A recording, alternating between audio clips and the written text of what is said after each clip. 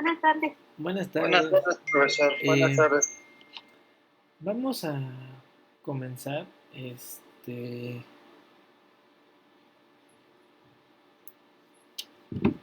Vamos a proyectar.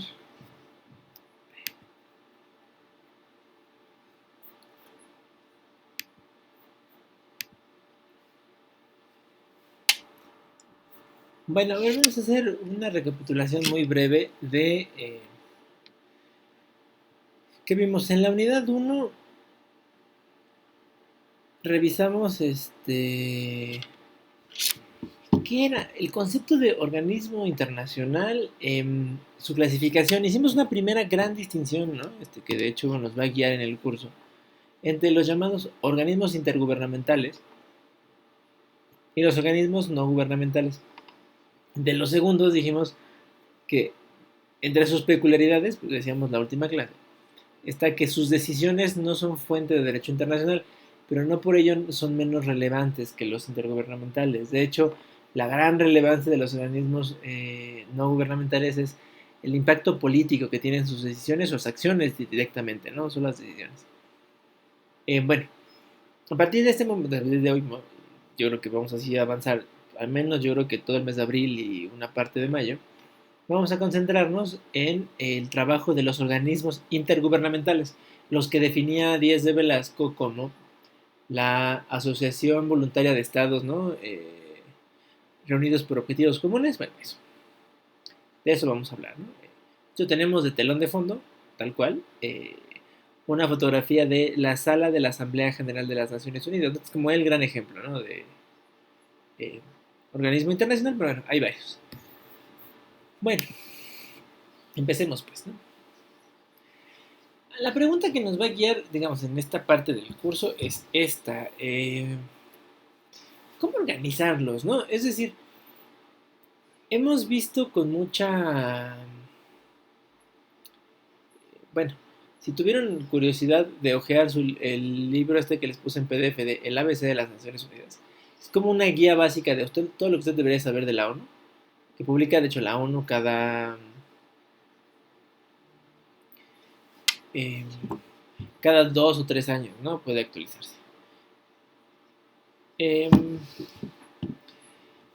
si notaron, en el primer capítulo hay como una revisión de todos los organismos que pertenecen al sistema de Naciones Unidas y es una lista larga, ¿no? Son unas 30 hojas de listados de organismos, dónde están y qué hacen, de manera muy breve, digamos, ¿no? No desarrollado, muy concreto. Bueno, pensando que esos son solo los organismos que dependen del sistema de Naciones Unidas, imagínense los que están fuera de Naciones Unidas, pues son muchos más. ¿Cómo podríamos organizarlos? A ver, ¿se acuerdan la clasificación que propone Díez de Velasco en su texto que leyeron? Bueno, si no se acuerdan, no importa. ¿Cómo los clasificaron ustedes para su estudio?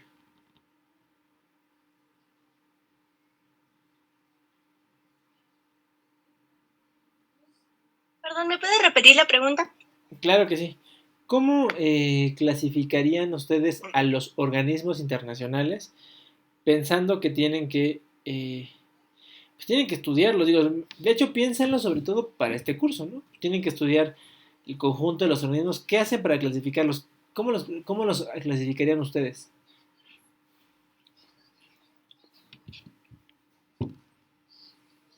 Pues Dependiendo había dos de las tipos cosas que de hagan. organismos.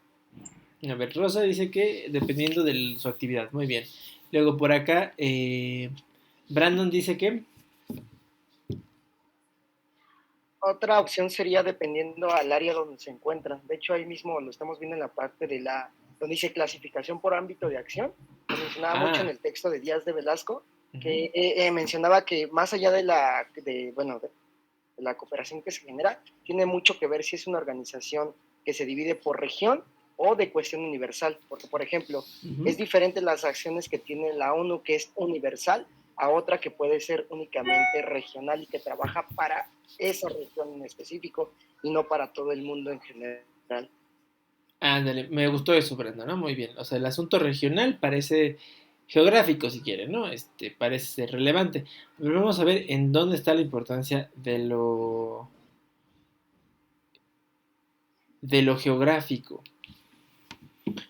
y hasta dónde está, digamos, la temática, ¿no? Maestro, ¿podría ser también como gubernamentales? Sí, pero digamos que en este momento acuérdense que estamos ya solo concentrados en los intergubernamentales. O sea, digamos, por el siguiente mes y medio, traten de no pensar en las ONGs. No es mala onda, solo porque vamos a revisar como el conjunto de lo gubernamental y luego ya pasaremos a lo no gubernamental. Bueno, digamos que ambos criterios, el temático y el geográfico, tienen su razón de ser, ¿no? Aquí yo les hago un resumen sobre el temático. El temático, recuerdo que Díez de Velasco lo desarrolla mucho más, ¿no? Habla de los políticos y los económicos y los de cooperación, bueno, cooperación económica, los de asuntos sociales y así, ¿no? No, ahorita van a ver el porqué de la clasificación donde yo digo que hablemos de políticos y técnicos, ¿no? Esto tiene que ver con la historia y de cómo surgieron los organismos internacionales, ¿no? Pero bueno, diríamos que políticos son los que negocian, ¿no? Básicamente relaciones entre estados y los técnicos son donde los expertos presentan propuestas, ¿no? Para regular un asunto ¿no? O presentar una solución. Luego se parecen, pero ahorita veremos por qué. Y luego, esta es una forma de verlo. La otra es lo que decía Brandon, ¿no? Bueno, también puede ser con el criterio geográfico, ¿no? Los que literal aplican a todo el mundo y los que aplican solo a una región. Veremos que eso es medio... creo que ahí a Díez de Velasco le faltó Don Manuel Díez de Velasco ya es grande. De hecho, no estoy seguro si todavía vive Don Manuel. Pues claro, él está muy metido en la lógica de la Guerra Fría, ¿no? Donde todavía como que las fronteras son muy rígidas, ¿no? Y veremos que pues no son tanto. Bueno, vamos a empezar con esto, ¿no? Este asunto. De hecho, básicamente esta es nuestra presentación de lo que tendríamos que ver hoy, ¿no?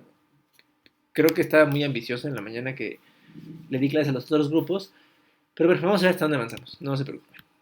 Primero los antecedentes, ¿no? Si recuerdan bien su texto de Díez de Velasco, ¿no? Él mismo dice que el Congreso de Viena, allá en 1815, sería el gran antecedente de las conferencias internacionales como las conocemos y sobre todo de la labor de los organismos internacionales.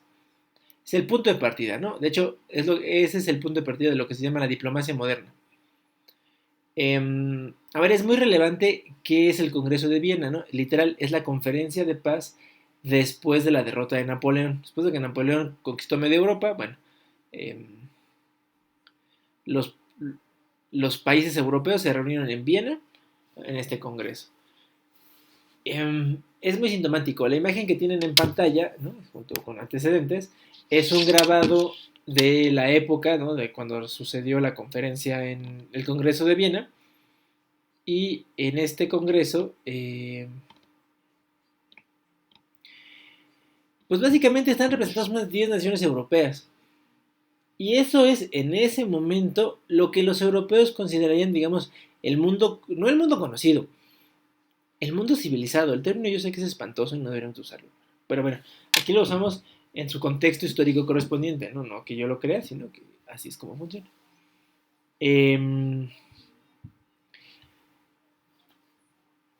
Pues fíjense, 10 países, de hecho, se ve cortado, ¿no? Por el formato, el grabado, pero básicamente dejamos fuera como 4 o 5 personas más, ¿no? Y lo que tenemos ahí, ¿no? Son los negociadores principales de cada país, ¿no? Entonces, fíjense, en un cuarto no muy grande, pues tenemos ahí al conjunto del Congreso de Viena, ¿no? Eso habla de lo pequeño que es el espacio, digamos, de negociación, en términos de, pues aquí lo que vale es lo que estos señores decidan, ¿no? Con los temas que ellos les interesen, o sea, esto es muy limitado, esto es muy europeo en el sentido de aquí nuestros problemas de europeos son los problemas que importan, ¿no? Y no hay nada más. De manera muy específica, este Congreso creó lo que podríamos denominar el primer organismo internacional. La Comisión de Cooperación del Rin, RHIN, del río Rin, fue ese primer organismo en forma, ¿no? O sea, ¿se acuerdan que en la clase pasada vimos como las características, ¿no? Que tenía. Tienen una como asamblea de las partes, un órgano de composición universal, uno más restringido y una secretaría. Bueno, así funcionaba esta comisión. Los representantes completos de todos los países ribereños al Rin serían la asamblea. Había un órgano técnico, ¿no?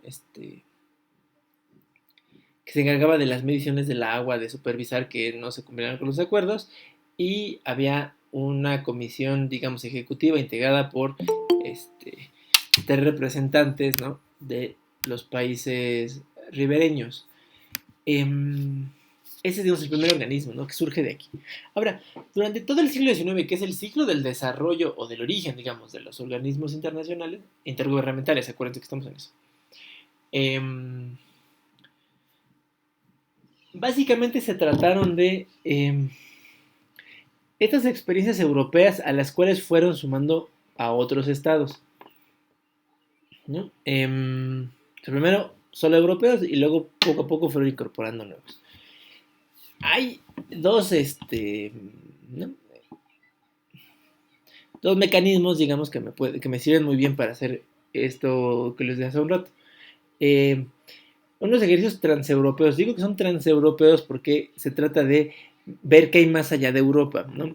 O sea, ya todos, o sea, geográficamente todo el mundo sabe que hay más allá de Europa, pero aquí se trata de la negociación política, ¿no? El primero de ellos, ¿no? Es estos congresos postales universales. Bueno, a ver, yo les pregunto. Si ustedes piensen en la época en la que estamos, ¿no? Ustedes tienen que crear un sistema mundial de correos. A ver, hasta antes de esta conferencia no existe el sistema mundial de correos. O sea, si ustedes quieren mandar una carta de un país a otro, necesitarían que algún pariente de ustedes, un amigo, un conocido, se lleve la carta al otro país y la eche en el servicio postal del otro país.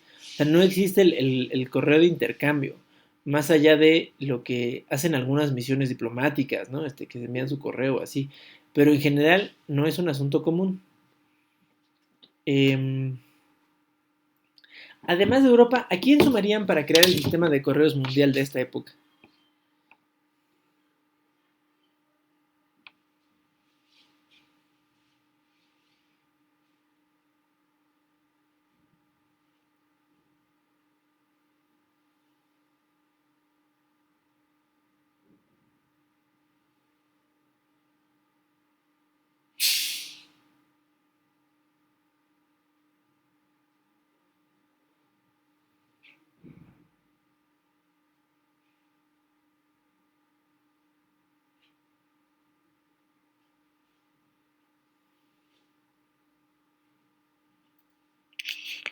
Disculpe, profe, ¿me podría repetir la pregunta? Lo que pasa es que estoy un poco inestable de mi conexión. De hecho, no sé si vio que me entré y salí, pero ya está estable. ¿Cuál fue la pregunta, por favor? Sí, a ver, imagínate, Brandon, que estás en el siglo XIX, ¿no? Piensen así, literal,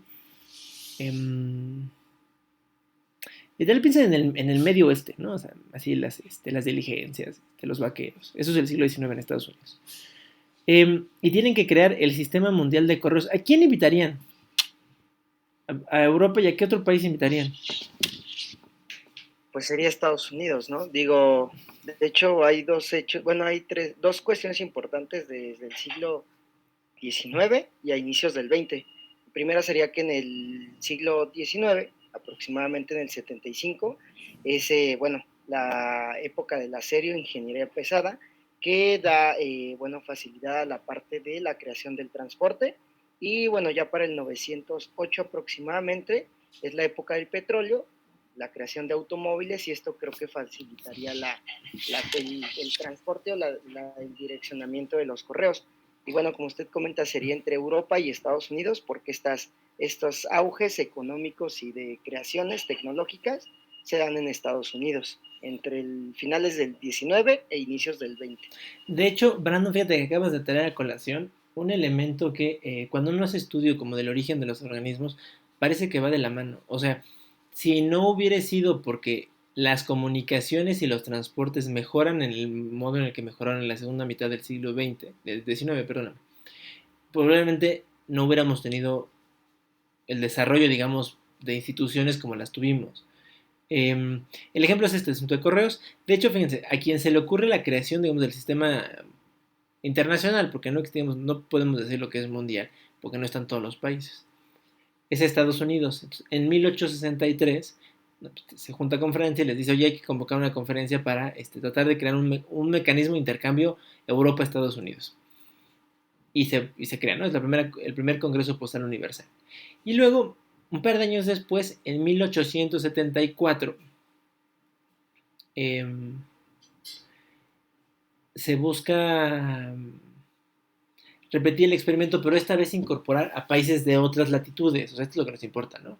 Ya no solo Estados Unidos y Europa, sino algunos países asiáticos como China y Japón participan en esta primera. Persia, lo que hoy sería Irán, y algunos latinoamericanos, México entre ellos. Ahora, si se dan cuenta, esto del correo es un asunto técnico, ¿no? ¿O alguien cree que sea político?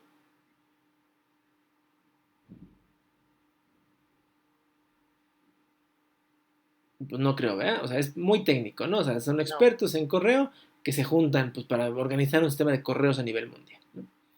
Fíjense, el asunto es tan técnico que la segunda conferencia para los mexicanos debería ser más importante, o sea, debería tener un mayor nivel de relevancia. Eso es lo que a veces nos falta rascarle un poquito. Fíjense, para esos entonces, Francia, que es el organizador de la reunión, aunque la segunda reunión se lleva a cabo en Berna, en la capital de Suiza, Francia organiza. Hay un gran problema. Francia no tiene relaciones diplomáticas con México por motivo de la intervención francesa. No tenemos, digamos, embajadores, ¿no? Y tampoco tenemos canales de comunicación oficial entre ambos países, pues porque no hay relaciones diplomáticas. Eso es político, ¿no? Lo diplomático es político. Y entonces Estados Unidos le insiste a los franceses, oye, pero es que hay que invitar a México, ¿no? O sea, no podemos tener un sistema de correos mundial si no incluimos a México, ¿no? Y entonces se presenta un gran dilema para los organizadores y para México. Para los organizadores porque habría que definir quién invita a México, ¿no? ¿Hacemos a alguien más coanfitrión para que pueda invitar a México? Pues no, creo que es mucho, ¿no? Es decir, lo político debería ser más importante que lo técnico y la respuesta de los franceses primero es no. De hecho, le mandan una invitación al gobierno mexicano diciéndole que es el Congreso, que viene y todo, y que el gobierno de Francia invita al gobierno mexicano, no en su calidad, aún sabiendo que están rotas las relaciones diplomáticas, pero no importa porque reconocen que el avance técnico es más importante que las diferencias políticas. Sabes que es un gran gesto de los franceses, digo, no es que tengamos que hacer escaramanas, pues solo, o sea, es un gesto de honor reconocer que hay algo más importante, ¿no? Que el lío diplomático. Y el gobierno mexicano acepta la invitación, porque el gobierno mexicano puede decir que no, ¿no? Y contesta en los mismos términos, diciendo que ¿no? reconocen que en este momento, en este siglo de descubrimientos, ¿no? Es más importante para el progreso de la humanidad, ¿no? Acordar estas cosas que dejarse llevar por las pasiones políticas, ¿no? Y entonces, fíjense, sin quererlo, México es el mejor ejemplo de cómo esas conferencias no son un asunto político, son técnicas, ¿no? ¿Se acuerdan que la primera clasificación que yo les propuse fueran políticas por un lado, técnicas por el otro, ¿no? Es que así surge, o sea, por un lado surgen los organismos técnicos, la postal universal, unos años después de esta conferencia postal del 74, igual la iniciativa de Francia se reúnen en París un grupo de países para crear la Unión Telegráfica Internacional. Ya no existe la telegráfica, ya no se llama así porque ya no solo ve telégrafos, pero bueno, tiene el mismo propósito, ¿no? Traer a los expertos nacionales en telegrafía para crear, ¿no? Para asegurar las comunicaciones, sobre todo entre Europa y América. Se generan conexiones con Asia y con África, pues, pero en menor medida la que importa es la Europa-América, ¿no? Y así hay varios, organizaciones de carácter, por ejemplo, de cooperación, de esa cooperación que decía Díez de Velasco, les decía yo. Más que de cooperación, de desarrollo de reglas para mejorar la vida en algunos aspectos, ¿no? De cooperación intelectual, por ejemplo, ¿no? Ese intercambio de patentes, esa es una. De salud ya existe para finales del siglo XIX, bueno, principios del XX. En 1904 se crea el primer Instituto Internacional de Salud con la idea de hacer lo que hoy hace la OMS, ¿no? Hay un Instituto Internacional de Agricultura en Roma también en esa misma época, ¿no? Que hace lo que hoy hace la FAO, y bueno, así hay muchos, ¿no? son técnicos completamente, ¿no? O sea, es decir, lo que estamos buscando es regular un aspecto a través del conocimiento de expertos. El segundo bloque de conferencias, que de hecho son solo estas que tengo aquí citadas, son las conferencias de paz de La Haya de 1899 y 1907. ¿Por qué son importantes? Bueno, primero porque son una rareza, ¿no? ¿Cuándo les dije que se convocaba una conferencia de paz? Bueno, ¿cuándo se convoca una conferencia de paz? A ver, ustedes digan. En cualquier momento tiene que estar atado a algo. O tendría que estar atado a algo. Cuando se empieza una guerra, bueno, cuando... Concluye más bien, no sé, pero era la idea. Cuando los acuerdos de países. Ajá, ¿no? O sea, para decir, bueno, ya se acabó, ya vamos a hacer las paces, para eso es.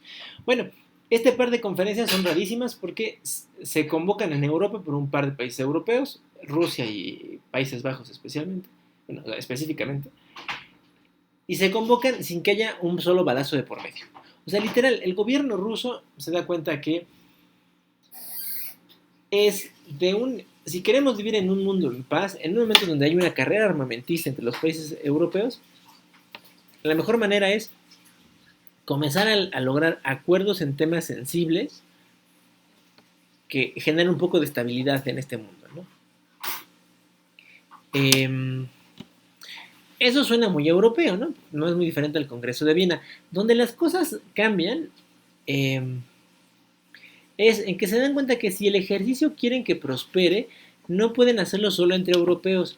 Necesitan incorporar a las potencias, digamos, más importantes de otras regiones del mundo. Entonces, a la primera conferencia, a la de 1899, invitan a Estados Unidos y a México, porque eso dicen las invitaciones, porque son reconocidos como las potencias de América. Invitan a China, a Japón, a Tailandia y a Persia, lo que quisieran, ¿no? que son digamos, los estados independientes en Asia. Invitan a Etiopía, a Egipto, ahora que lo recuerdo. Y entonces fíjense, ¿qué es lo que estamos haciendo? Fíjense, rompimos el paradigma europeo, ¿no? Ya no solo nos interesa que esté Estados Unidos, bueno, que esté Europa o Europa y Estados Unidos, nos interesa que todos los posibles involucrados estén presentes. ¿De qué hablaron en estas conferencias? Bueno, hablaron de buscar mecanismos para la solución de diferencias entre países de manera pacífica. O sea, en vez de irnos a la guerra, diseñemos algún mecanismo. Hablaron sobre la reducción de armamentos, en el contexto de una carrera armamentista, llegaron a acuerdos para la prohibición de ciertas armas que se consideran demasiado inhumanas. Si se dan cuenta, lo que estamos hablando básicamente es toda la agenda política de la ONU de hoy, del siglo XXI, solo que hace 100 años, pero más de 100 años. Estas conferencias son, sin duda, el gran antecedente de lo que decía hace rato Brando, ¿no? De los organismos internacionales de membresía universal. Y son, bueno, o los organismos internacionales de carácter universal, universales en su doble sentido de los países del globo, bueno, del mundo, pues, ¿no? Al menos los independientes, que son los de la época los que invitan, y también que la agenda ya no solo es específica y técnica, ¿no? Como la agenda de la postal, ¿no? De la Unión Postal o de la Unión Telegráfica, ¿no? Pues esa es muy técnica, ¿no? Acá es variada, pero tiene un propósito, ¿no? Acá es asegurar un nivel mínimo de seguridad internacional. Comercial rápido, hace un par de años, escribí un libro justo sobre la participación de México en esas conferencias. Según yo está cargado en Classroom. Si lo quieren, ahí lo ven. Y si no, pues no pasa nada, no es tarea. Pero bueno, ahí si no lo encuentran, me avisan. Bueno, avanzando. Entonces, ¿notan por qué yo propongo esta clasificación de técnicos y políticos?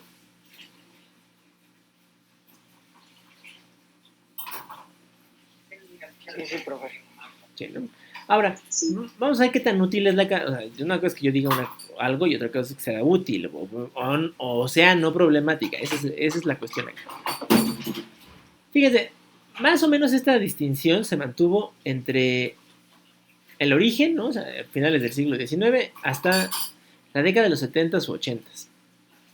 Es decir, organismos técnicos que hacían trabajo técnico y organismos políticos que querían hacer política, ¿no? O sea, el mejor ejemplo es el Consejo de Seguridad es político, punto, no hay de otro. La Organización Mundial de la Salud, pues es técnica, ¿no?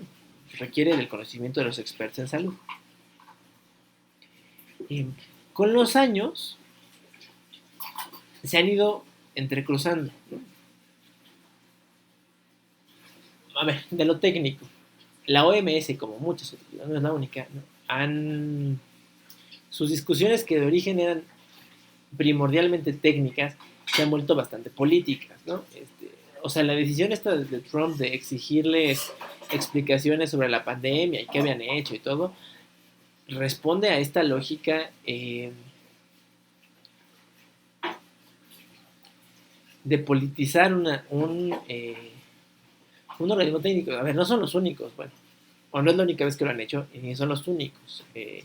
Lo han hecho más veces con otros temas y además lo han hecho acompañado de otros países, o otros países solos lo han intentado igual, ¿no? Entonces los organismos técnicos se vuelven cada vez más políticos. Pero viceversa, los organismos políticos luego se hacen cada vez más técnicos. Uno de los temas políticos quizá más popular, ¿no?, en las últimas décadas ha sido el desarme. Porque básicamente pues se trata de que las potencias del momento negocien hasta dónde están dispuestos a ceder, ¿no? O sea, quitando armamento, para lograr la paz sin ponerse en riesgo, ¿no? De volverse demasiado vulnerables para sus vecinos.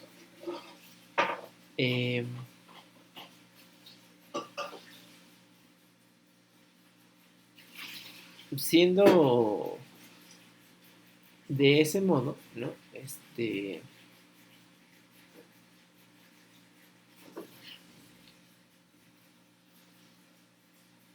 Pues normalmente lo que vemos en desarme tendrá a ser como una discusión más aclarada en términos políticos. Bueno, uno de los, digamos, objetivos que ha salido en las últimas 2 décadas es, si queremos reducir el armamento nuclear, lo que tendríamos que eliminar o reducir al menos es la cantidad disponible de material nuclear, el llamado material fisionable, con el cual se puede construir un arma nuclear, ¿no? El problema hoy en día es que tenemos cosas como el cesio o el torio en sus componentes, en sus formas de isótopos que podrían servirnos para construir un arma nuclear o para echar a andar un aparato de tomografías. Entonces la discusión es hasta dónde esa discusión es técnica y hasta dónde es política. Es político, podemos discutir si el torio o el cesio son materiales nucleares o no. ¿O eso es técnico o es político? ¿Ustedes qué creen? Pues como tal su base es técnica, sin embargo puede influir en ciertas cuestiones políticas, ¿no? Dependiendo para qué se va a hacer o cuál va a ser el uso que se le va a dar. Perfecto, Brandon, ¿no? Entonces por eso digo yo, mi propia clasificación de lo técnico y lo político es problemática. Pues porque hoy en día lo político cada vez es más técnico y lo técnico es cada vez más político. Se cruzan y entonces ya es difícil solo mantenernos con esta clasificación. Bueno, ahora, yo estuve relatando qué pasaba en Europa y que si el Congreso de Viena y que si nos juntamos en París para hablar de correos y que si vamos a hablar de la reducción de armamentos a La Haya, ¿no? Eso es Europa, ¿no? Aunque vaya a países latinoamericanos o está Estados Unidos o algunos asiáticos, sigue siendo un espacio europeo, ¿no? Y a lo mejor mundial, las conferencias de paz, en términos de se busca que sea los países del mundo los que deciden estos grandes temas. La pregunta es, ¿cómo se diferencia el nivel de lo regional, que hace rato decía bien Brandon, de lo mundial? Porque así como estamos hablando, pareciera que el espacio regional europeo se convirtió en el espacio mundial, ¿no? Más o menos.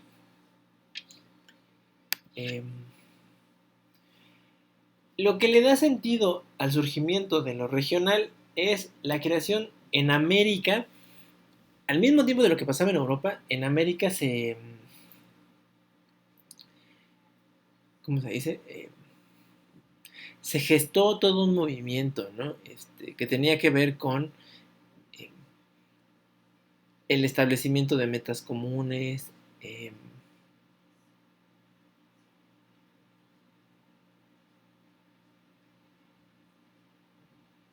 em, acá es donde, digamos, la cosa se empujó, ¿no? En 1890, o sea, a la par que pasaba todo lo que ya les conté en Europa, los países de América, o sea, Estados Unidos y lo que hoy es Latinoamérica, decidieron crear una cosa que se llamaba la Oficina Internacional Americana, una oficina más bien como de estadísticas, que tenía como propósito reunir información de los países del continente, para después poder hacer algunos análisis de carácter, digamos,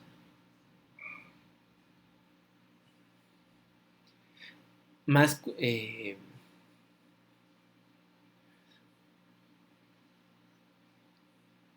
más detallado, ¿no? Junto con la creación de la oficina, ¿no?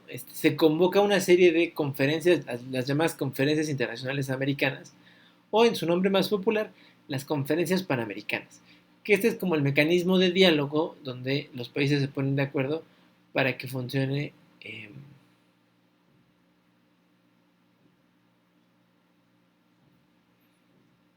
Eh, Estas conferencias sirven, ¿no?, para poner de acuerdo a los estados, de la región al menos, sobre algunos temas de interés para todos, ¿no?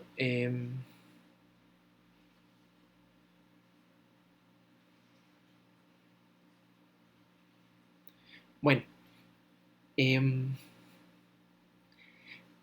la imagen que tenemos a la derecha es el Salón Panamericano en Palacio Nacional, que se llama así porque en 1902 la segunda conferencia de estas, de las internacionales americanas, se llevó a cabo en ese lugar, ¿no? Ahora que pase la pandemia, vayan a verlo, es muy lindo, ¿no?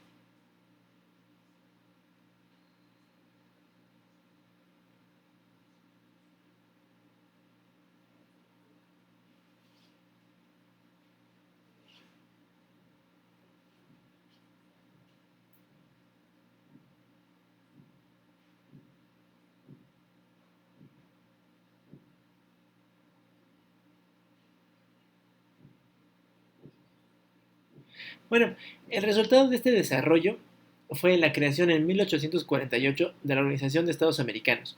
O sea, en América desarrollamos nuestro propio modelo, digamos, regional, separado de lo que pasaba en Europa, ¿no? América tuvo primero su organismo internacional especializado en cosas americanas, ¿no? Incluso antes del surgimiento de los antecedentes de la Unión Europea. Vamos a ver qué es lo regional. A ver, para despabilarnos un poquito. A ver, región es un concepto muy complicado porque se utiliza en diferentes contextos. Le voy a pedir a alguno de ustedes, el que quiera, que literal busque en Google región y nos diga la definición que le aparece.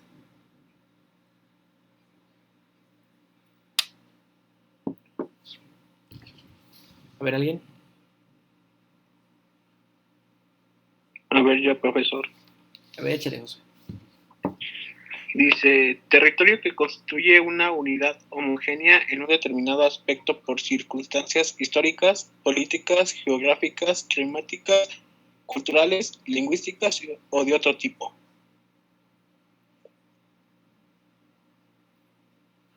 Bueno, a ver, ahora alguien que lea la definición que les propongo yo de región para la CRI.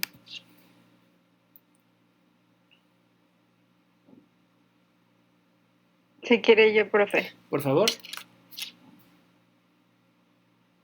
Dice, es un grupo de países que reconocen una serie de elementos comunes, idioma, cultura, religión, que se organizan para alcanzar un objetivo a largo plazo en una materia política o económica. Ok. A ver, ¿en qué se diferencian ambas definiciones?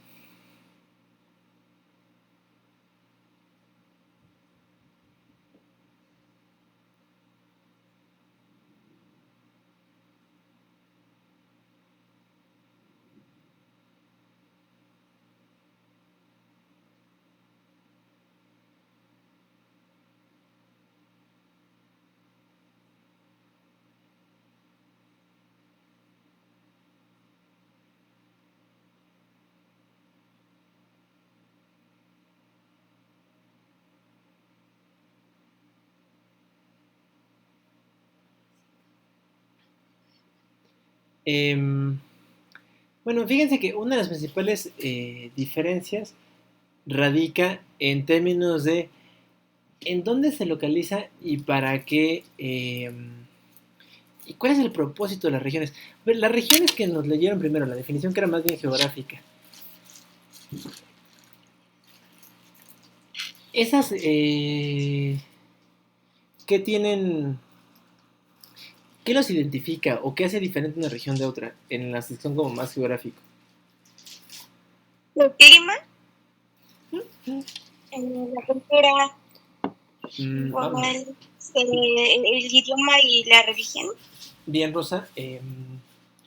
¿Hay un objetivo común en la región, no en la DR, sino en la región geográfica? Pero les voy a dar un ejemplo de región geográfica. ¿Todos saben qué es el Bajío o alguien no sabe? No pasa nada. Si no saben, no te lo explicamos.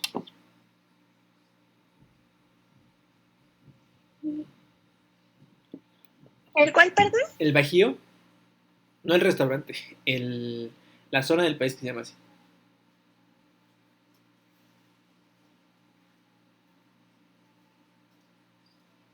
Bueno, les cuento rápido.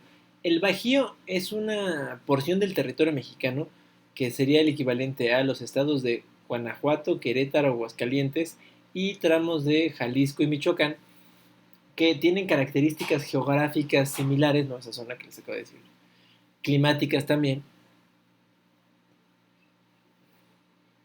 y que inclusive, ¿no? Por esas características se han convertido en una zona importante para el cultivo de granos en México. Ahora bien, eh,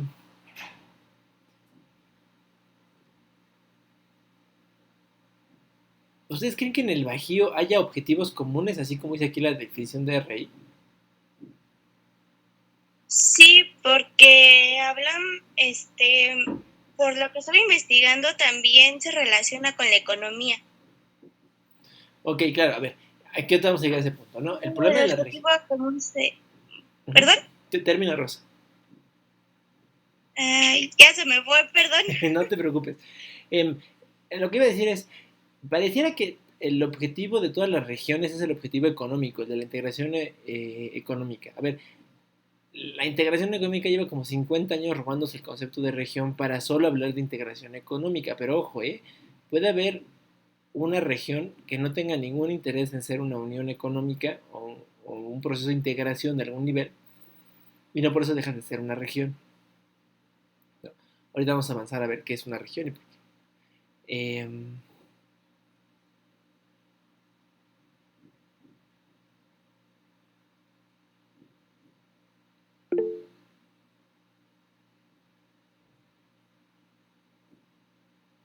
eh, vamos a decir, no, avanzar, ¿no? Terminar con esto. A ver, lo que me interesa del concepto de RI, a diferencia del concepto geográfico, es que el concepto geográfico depende, por su geográfico, ¿no? Del espacio en el cual está determinado, ¿no? El ejemplo del Bajío, ¿no? Incluso podemos decir, y ahorita vamos a ver un problema de esta naturaleza. Eh, América por sí mismo es una región geográfica, ¿no? Pues, ¿no? Como continente funciona en una región geográfica. Ahora, ¿los estados que están en América por sí mismos serán una región? ¿Ustedes creen que desde Canadá hasta Argentina seamos una región según la definición que dijimos aquí? ¿Qué creen? Que sí, que no.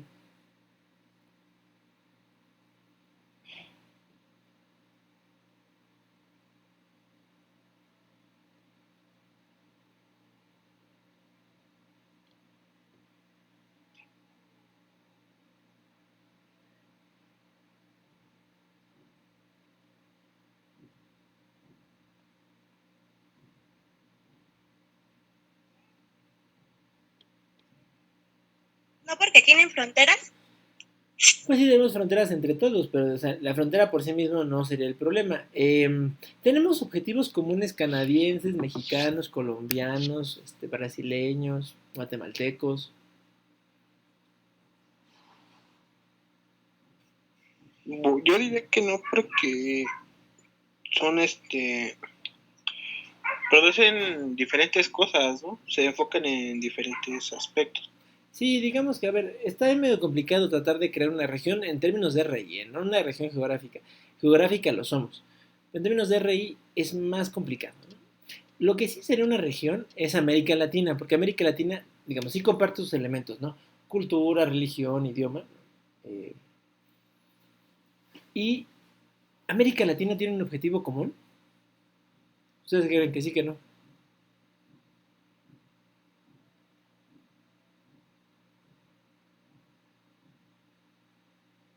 Yo digo que sí. ¿Cuál crees que puede hacer Marco?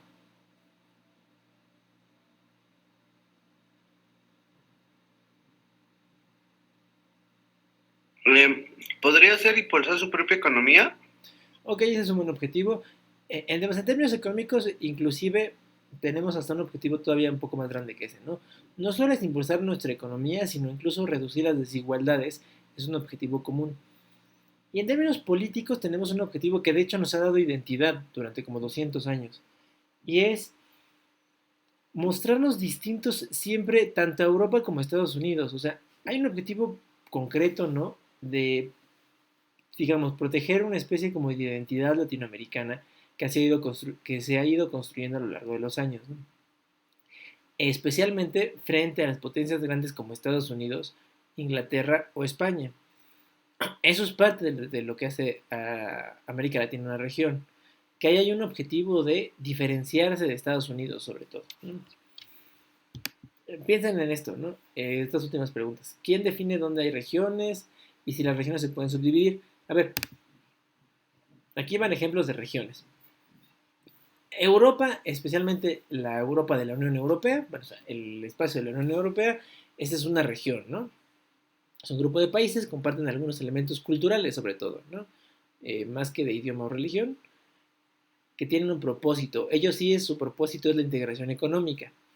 Luego, a la derecha en verde, eh, el logo de la Unión Africana. África es una región en tanto se reconocen como, ¿no? Con algunos elementos comunes y sobre todo que tienen un objetivo común, ¿no? Que es, digámoslo así de manera muy simple, salir del subdesarrollo, ¿no? Y luego por último está UNASUR. ¿Alguien ha escuchado hablar qué es UNASUR? No, profe. Bueno, la UNASUR es la Unión de Naciones Sudamericanas, ¿no? Sería como el equivalente a la Unión Europea o a la Unión Africana, pero en el cono sur, ¿no? Incluiría a Argentina, Brasil, Uruguay, Paraguay y, bueno, estaba entre otros, ¿no? Pues ahí también, ¿creen que América del Sur es una región o es una subregión?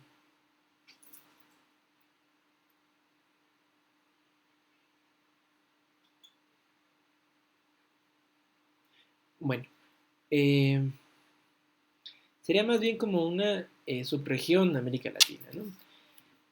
Bueno, estos son ejemplos de cosas que sí son regiones, pero ahora vamos a ver los casos problemáticos. Ya dijimos que para que haya una región debe haber un conjunto de estados que tienen objetivos, bueno, que tienen un elementos de identidad común y objetivos comunes. A ver, entonces les pregunto, lo que llamamos Asia, ¿eso es una región? O sea, ¿cumple con las características que dijimos?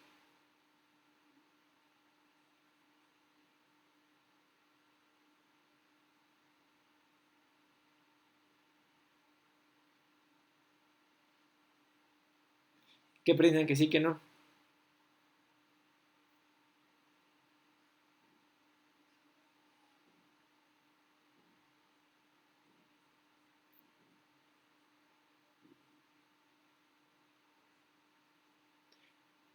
¿Nadie? ¿Ni idea?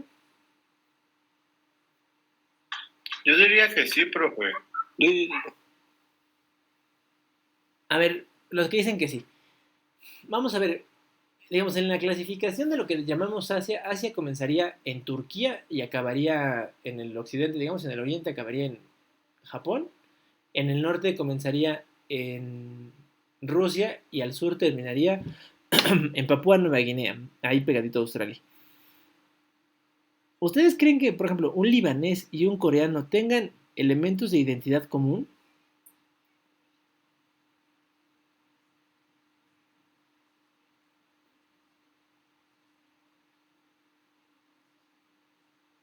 Em, entonces, libaneses y coreanos, ¿creen que tengan elementos de identidad común? O bueno, indios y... ¿Qué les gusta? Indios y japoneses. No, Pues está difícil, ¿no? A ver, en términos culturales pertenecen a familias culturales diferentes, ¿no? Digamos que en Asia tendríamos como cuatro bloques. En el extremo oriente había toda una tradición, digamos, deriva del budismo, ¿no? Hacia el centro de Asia, una región, lo que hoy sería la India, ¿no? Donde hay una presencia importante de la cultura hindú, de la religión hindú. Entre estas dos, en el sureste de Asia, hay una cultura que no es ni una cosa ni otra, ¿no? No es ni el mundo budista ni el mundo hindú, ¿no? Ese es uno. En el centro de Asia hay un grupo de países que son antiguas repúblicas socialistas soviéticas que ahora están transformando en...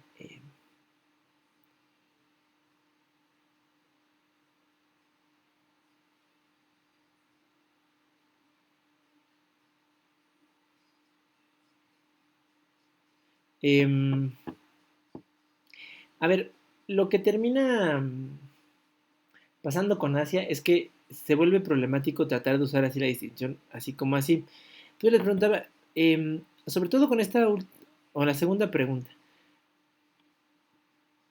si así de complicadas son las regiones de definir, ahora veámoslo al revés. ¿Ustedes dónde clasificarían Estados Unidos? ¿Estados Unidos pertenece a alguna región? ¿Pertenece a muchas o no pertenece a ninguna?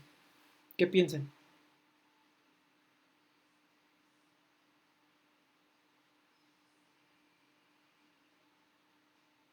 ¿Cómo, profesor? A ver, ¿Estados Unidos pertenecerá a alguna región? ¿Pertenecerá a varias regiones o no tendrá ninguna?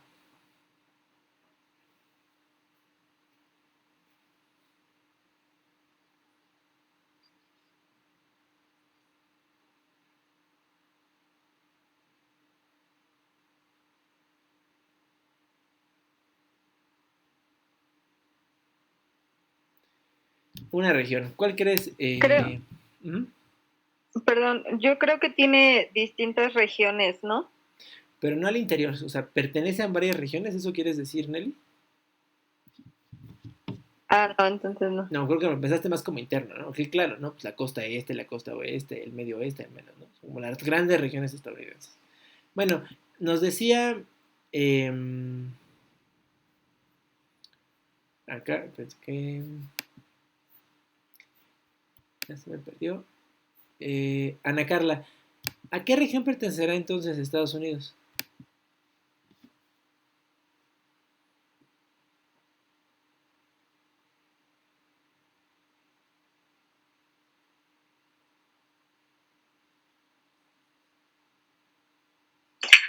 Profe, ¿se siente bien? Sí, algo mareado, pero ¿No quiere con tomarse la ánimo. presión o ir a checar, no sé, la glucosa, el azúcar, algo así? Sí, yo creo que sí. Voy a subirles la presentación de todos modos, ¿no? Y les... No se preocupe, profe. Si quiere, tómese la presión y ya Sí, en ¿no? clase nos indica qué hay que hacer. Sí, Usted no ¿no? se Les pongo preocupe. alguna actividad, ¿sale? Sí, profe, adelante. Bueno, cuídense muchachos. Vale, sí, profesor, cuídese.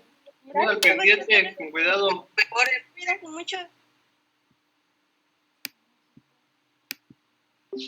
Ajá, amorcita. Pues es que siento como que ahora sí se me está yendo como la idea.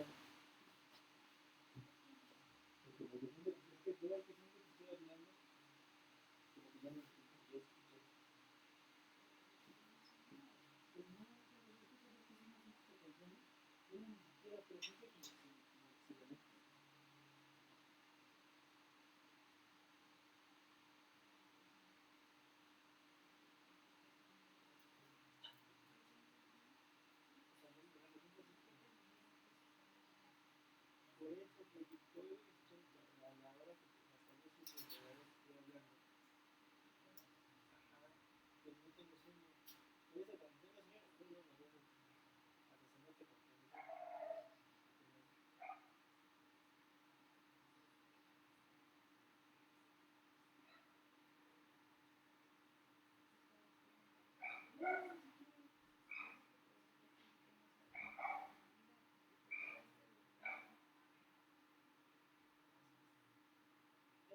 Ahorita según yo, cuando estaba muy metido en mi ejemplo de Asia, o sea, en mi cabeza, o sea, literal, en mi cabeza yo seguía pensando en el ejemplo de Asia y qué le estaba diciendo.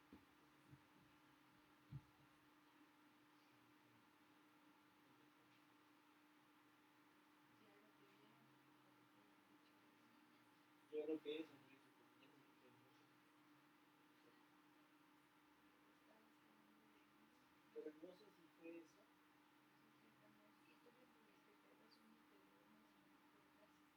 Pero te digo que ni siquiera, o sea, por eso, a donde voy es que otras veces, o sea, no otras veces luego lo digo, o sea, si sabes qué, siento a la mejor como que me parece algo así, o siento que se me va la idea. Y ahora está peor porque ni siquiera se me ha ido, o sea, esos momentos cuando siento que, aunque físicamente no siento el sueño, cuando se me van las ideas y hasta se me pone la mano, o como que el cansancio me nubla las ideas y me desespera mucho. Pero esta vez estaba yo muy consciente, o sea, como que estaba yo muy consciente de dónde estaba y a dónde iba, o sea, lo que estaba yo diciendo, pero eso estoy en mi cabeza, pero eso tú me escuchas de fuera, no sé si bueno, pero Por sí, eso me doy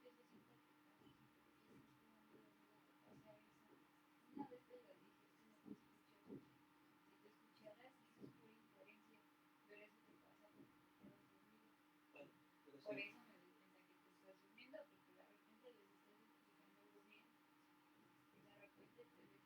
y de repente dices otra cosa que no tiene nada que ver con lo que estabas diciendo. sí, porque según yo en mi cabeza yo sigo, o sea, en mi cabeza yo sigo así de bla, bla, bla, bla, bla, bla.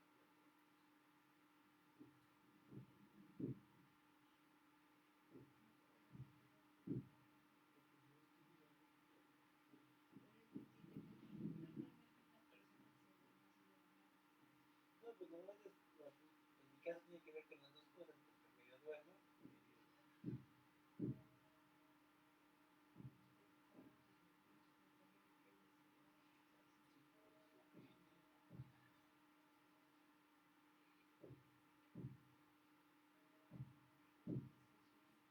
Sí,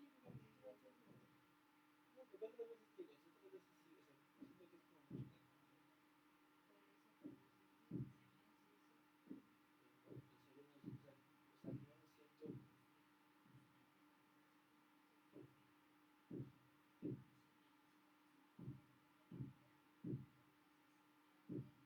Se me quedé pensando en que la última vez que estuve así, cuando estábamos en aquí, fue como ver, no sé, era mi hermano, me decía, ay, o sea, cuando literal nos hizo una terminación en el y el doctor se lo cuenta y me dijo, es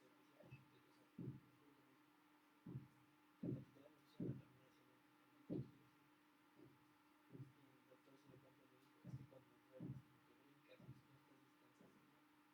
O sea, hay gente que duerme 2 horas y descansa, sueño profundo, pero tú solito te despiertas, pero además no te despiertas, o sea, no regresas al modo consciente, sino nunca tienes sueño profundo porque tú solito como que estás siempre pues, despertado, entonces no descansas y no puedes. No, pero tú, o sea, dijo solo cosas buenas, te vas a recuperar. Ah, sí, porque me dijo, tú no te las de cuenta como una. Y digo, mira, pero eso fui a consulta en el 16, me dice, sí. Todavía me las estuve tomando.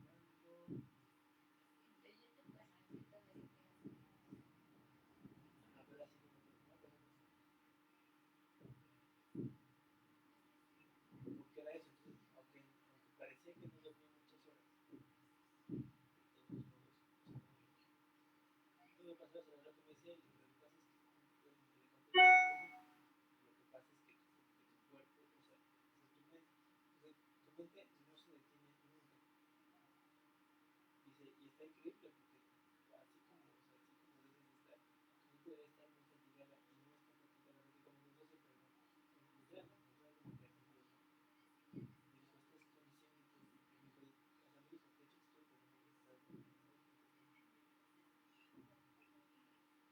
cuerpo es el que no está descansando. O sea, tu mente está, encuentra el modo para mantenerse despierta. Cuando consumes mucho azúcar y quemas azúcar de tal manera que tu cerebro necesita azúcar para comer, tu cuerpo no aguanta.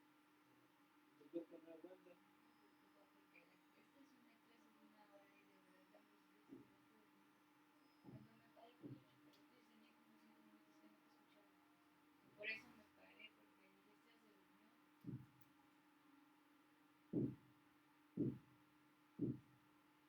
te vas a subir algo así. Sí, no, yo sé. Por eso te dije, y si te vas a dormir no te sientes dormido, mejor apaga la cámara. Si te dejan de escuchar no pasa nada. Por eso, pero ahí, por ejemplo, o sea, a veces como, hay veces como que lo siento más.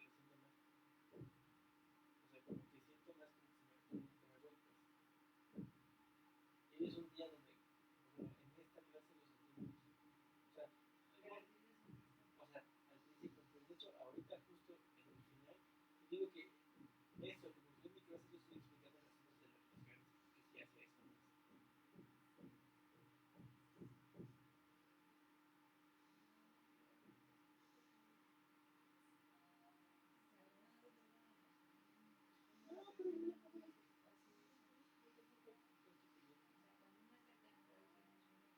estoy cansado, tengo sueño, no te duermes de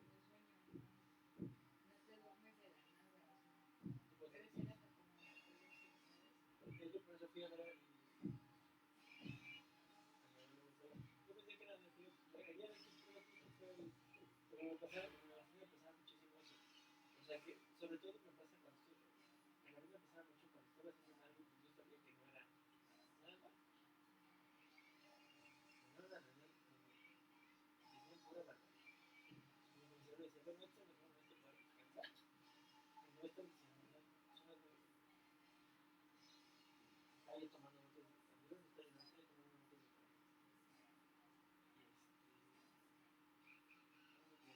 Y luego, uno de los videos me dijo, ay, es que estaba, no sé, no puse tanto canción. Sí, me acuerdo perfecto que dije, sí, claro, me estaba hablando de 1, 2, 3, 4, 5.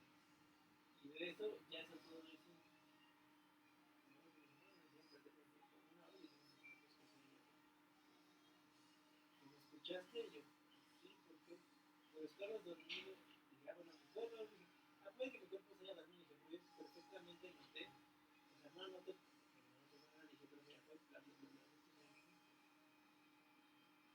o la universidad también me pasó eso. Y luego me preguntaron, así como, ¿qué es esto? Y es como, porque estaba dando clases al profesor, o estaba diciendo, es como, sí, me funciona terapia, entonces te sentía muy raro, es como, ¿por qué?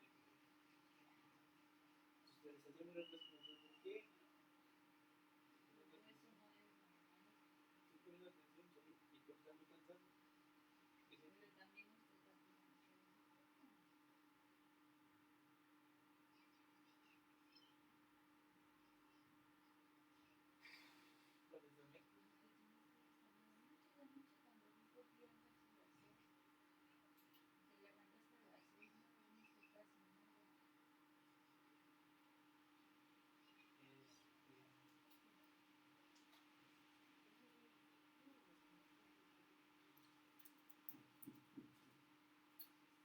¿Cuál es el Pues usted tiene que estar mucho de noche cuando dijo viernes a las 6. Te levantaste a las 6, no dormiste casi nada.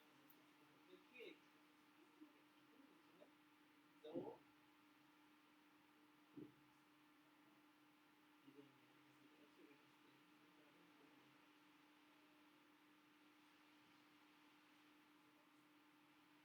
este documental, que como uno de los profesores, de carrera, no. No te lo quería hacer, pero se las estoy dividiendo.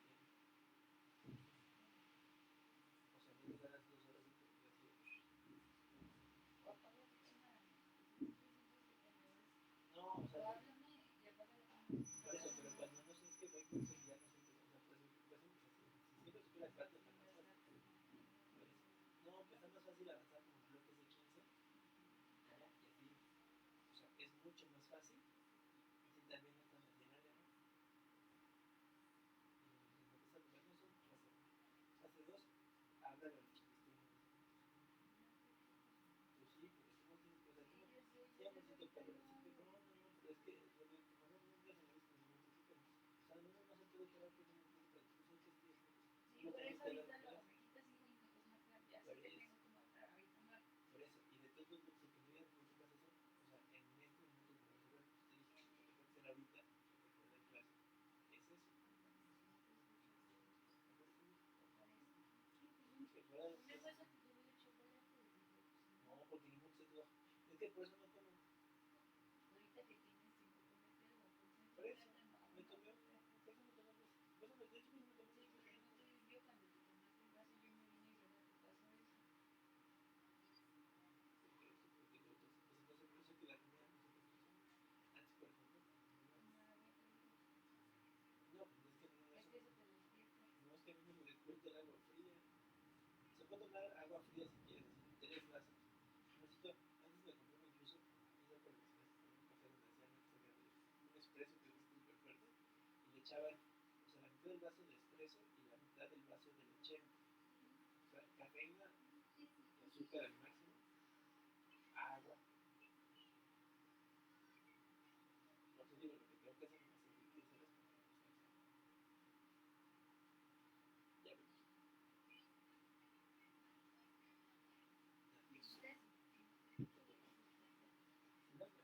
¿Cuánto?